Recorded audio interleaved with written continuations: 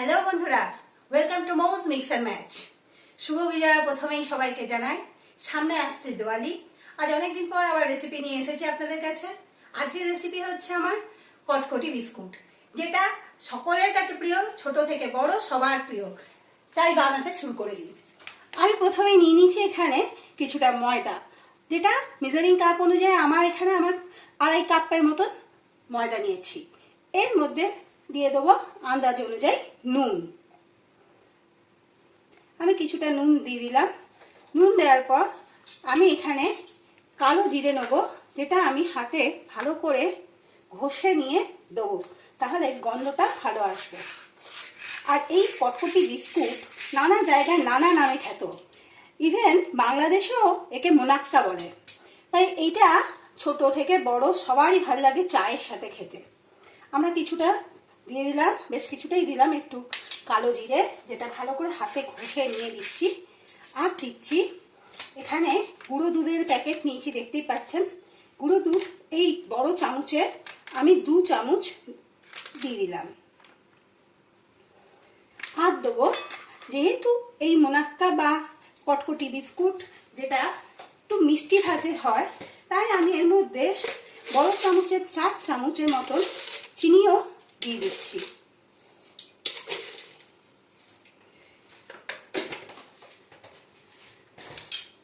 আর এটা ঘি বা তেল বা বাটার সব দিয়ে ময়াম দেওয়া যায়, কিন্তু তার পরিমাণটা একটু বেশি থাকে তেলের। তাই আমি এখানে আন্দাজ করে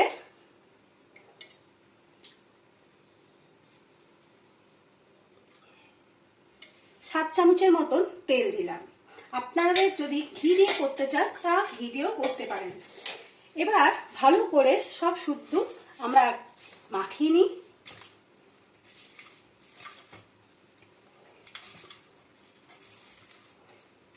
মাখাবার পর আমরা এটা দেখুন, আমি কাপে দুধ রেখেছি, যেটা রুম টেম্পারেচার আছে। এই দুধ দিয়ে আপনি মোনাক্কার বা কটকটি বিস্কুটের এই ময়দাটা ভালো করে মাখবো। আপনাদের যদি মনে হয় জল দিয়েও মাখতে পারেন, গরম জল লাগবে না, নর্মাল জল দিয়েই মাখা যাবে। আমার দেখুন ডোটা খুব না শক্ত বা নরম হয়েছে, একটা ডো তৈরি করেছি আমি। এবার এই ডোটা একটা কাপড় দিয়ে আমি 15 থেকে 20 মিনিট ঢেকে দিলাম। আমি মোটামুটি 20 মিনিট পর চলে এসেছি। আমার ডোটা আরেকবার আমি এখানে একটুখানি হাত দিয়ে ঠেসে নিই। ঠেসে নেওয়ার পর আমি এই ডোটাকে ভালো করে, দেখুন আমার ডোটাতে বেশ সুন্দর মাখা হয়েছে, আমি একে হাফ করে কেটে নেব। যেহেতু আমাদের কটকটি বিস্কুট খুব একটা পাতলা হয় না, এটা খুব পাতলা হলে নিমকির মতন হয়ে যাবে, তাই আমি একে হাফ করে কেটে নিলাম। দুটো হাফ করে নিয়েছি। এবার আমি একটা হাফ আপনাদের সামনে ঢেলি, তারপরে আমি সেটটা কাটি। তার জন্য আমি সামান্য ময়দা ছিটিয়ে নিয়েছি। আর এই যে আমি এবার বেলবো।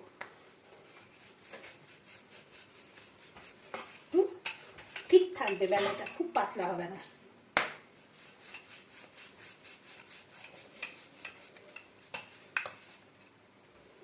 আমি বেলে নিলাম, দেখতেই পাচ্ছেন, যাতে চারদিকটা সমান থাকে। এবং দেখুন আমার থিকনেসটা খুব মোটা না, ঠিকই আছে এই থিকনেসটা।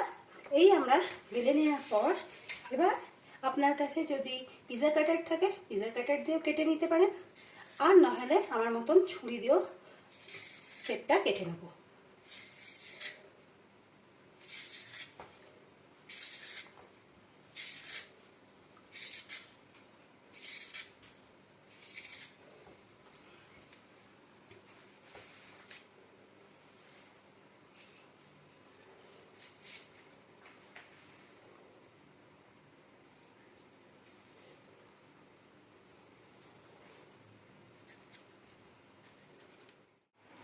আমরা কেটে নেওয়ার পর এটাকে একটা থালার মধ্যে কিছুটা ময়দা ছিটিয়ে, পুরো আমাদের কিন্তু যতটা ডো করবো সব ডোটা একবারে কেটে তারপরেই কড়াইয়ে আমরা ফেলতে পারবো। কারণ তেল বেশি গরম হলে চলবে না, মিডিয়াম হট গরম তেলেই আমাদেরকে প্রত্যেকটা কটকটি বিস্কুটকে দিতে হবে। দেখুন আমার বিস্কুটের শেপটা মোটামুটি এসেছে, খুব পাতলা নেই। এবং আমরা এইভাবে সব তুলে নিই প্লেটের মধ্যে, তারপরে একবারে ভাজবো। আমার তেলটা মিডিয়াম হটে গরম হচ্ছে। এবার আমি এইটা কিছুটা ছেড়ে দেবো এখানে, যতটা পরিমাণ তেলের মধ্যে হয়ে যায় আমরা দিচ্ছি।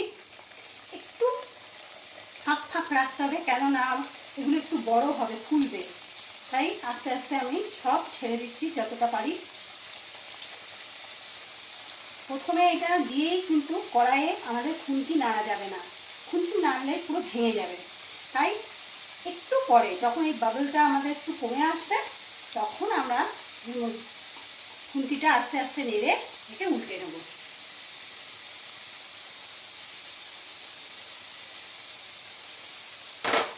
আর দেওয়া যাবে না আমার, একটু গ্যাসটা কিন্তু খুব হালকা আঁচে করতে হবে, কারণ এগুলো দেখতেই পাচ্ছেন বেশ মোটা।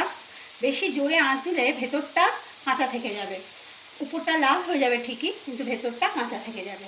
দেখুন আমার প্রথমে যেমন বাবলটা উঠছিল তেলে, সেই বাবলটা এখন কমে গেছে।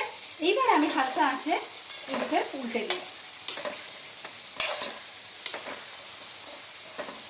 গ্যাসটা খুব সিমে আছে,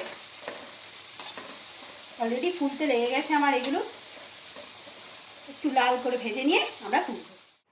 তাহলে দেখতেই পাচ্ছেন অল্প কিছু ঘরোয়া উপকরণ দিয়ে আমরা কিভাবে বানিয়ে নিলাম মুখরোচক চটপটে আমাদের কটকটি বিস্কুট বা মোনাক্কা। আপনারাও ঘরে এই রেসিপি ট্রাই করুন। এই বিস্কুটটা আপনি ভালোভাবে এয়ারটাইট কন্টেনারে রেখে দিলে আরামসে 2 থেকে 4 দিন, কেন আপনি চাইলে 1 মাসও খেতে পারবেন, কোনো প্রবলেম হবে না। এয়ারটাইট কন্টেনারে রেখে দেবেন।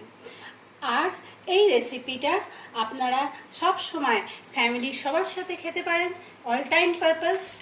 আর প্রত্যেকবারের মতন আপনাদের কাছে রিকোয়েস্ট করছি, প্লিজ আমার চ্যানেলটা লাইক, শেয়ার ও সাবস্ক্রাইব করবেন।